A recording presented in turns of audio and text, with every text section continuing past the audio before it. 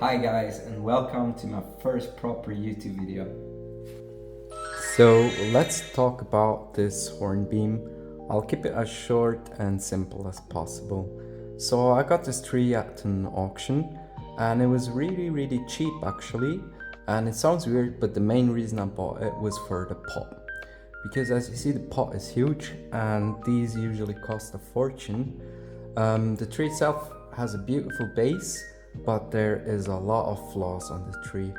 Maybe first of all, the pot is too big anyway. As a general rule of thumb, you say the thickness of the trunk equals the height of the pot, meaning the thickness is like this. So yeah, it's too big as you see. We have other flaws. I can hone in on these quickly.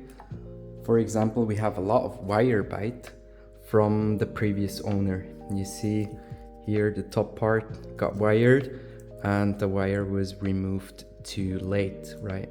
We have the same here and we have the same here at the bottom. So basically what we're gonna do is we start from scratch. We also have another problem, which is this root here. It flares out pretty nice, but it's too long. It kind of looks like a shoe, right? So we can either pot it up in a different angle to hide it a little bit more, maybe until here. Or we can cut it at a probably 45 to 60 degree angle to promote new root growth here. We can add rooting hormone. There's a lot of techniques we can do, but this is something for, I would say, spring when we repot the tree, right? So for now, just get rid of the flaws. There is something else I'd like to add. Actually, you see here, there is a lot of new buds. That's the reason we can cut back, right? These are ready for spring to pop. And maybe quick random fact for you guys, if you didn't know yet, the most hornbeams actually keep their leaves in winter, right? Usually most deciduous trees drop their leaves in autumn, but hornbeams like to keep them, and they act as a shield from the cold winds, right? Just to protect the buds. So if we cut back now, just make sure to protect it from the cold winds in the winter.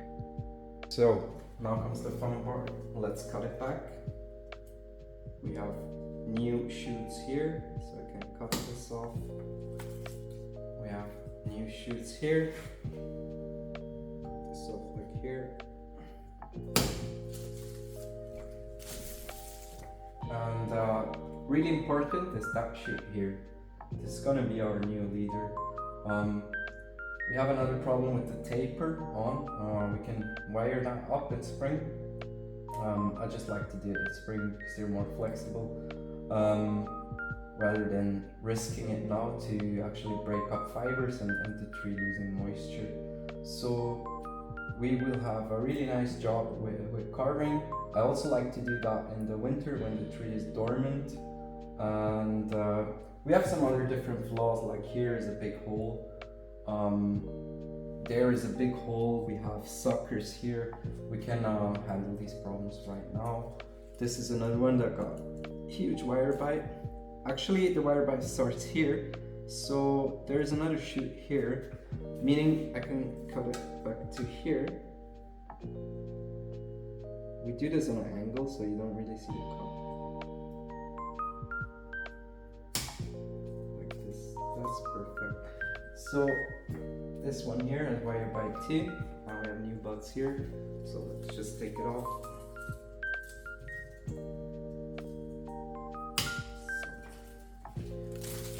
What we can do now is, just for safety reasons, we actually seal the cuts with putty, just to protect it from losing too much moisture. You see this putty is pretty sticky, right? Trick I use is I just literally just wet it quick, like this, and then it won't stick to your finger. So we can add some here. Done. add some here. Done. Then we add another major cup here. Done. And we have another major cup here. So this looks pretty bare now, but I will definitely update you on the evolution of the tree, and you will see that we can do a really great job with this, because mostly the people, they tend to throw things away if they don't like it anymore. So that's the reason he probably auctioned it off so cheap. But for me, I think every tree has potential, right? And it's a challenge to do something great out of something that would have otherwise landed in the garbage, right? And you'll see here, we can do like the first defining branch like this. If we put it up in an angle, we maybe even take it a little bit lower. We can do some great carving. We can hide the root here. I'll take these suckers out for now, we don't need them.